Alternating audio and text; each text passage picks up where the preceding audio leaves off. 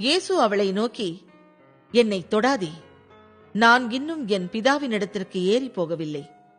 நீ என் சகோதரரிடத்திற்கு போய், நான் என் பிதாவினிடத்திற்கும் உங்கள் பிதாவினிடத்திற்கும் என் தேவனிடத்திற்கும் உங்கள் தேவனிடத்திற்கும் ஏறி போகிறேன் என்று அவர்களுக்கு சொல்லு என்றார். மகதலேனா மரியாள் போய் தான் கர்த்தரை கண்டதையும் அவர் தன்னுடனே சொன்னவைகளையும் சீஷருக்கு அறிவித்தாள். வாரத்தின் முதல் நாளாகிய அன்றைய தினம் சாயங்கால வேளையிலே சீஷர்கள் கூடியிருந்த இடத்தில் யூதர்களுக்கு பயந்ததினால் கதவுகள் பூட்டி இருக்கையில் இயேசு வந்து நடுவே நின்று, உங்களுக்கு சமாதானம் என்றார்.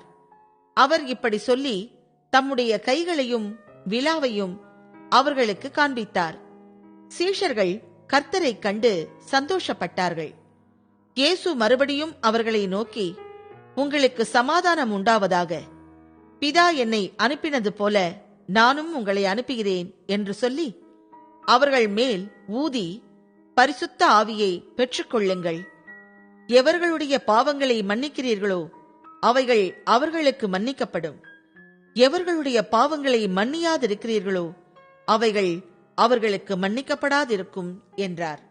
இயேசு வந்திருக்கும் போது 12 ஒருவனாகிய திதிமு என்னப்பட்ட தோமா என்பவன் அவர்களுடனே கூட இருக்கவில்லை.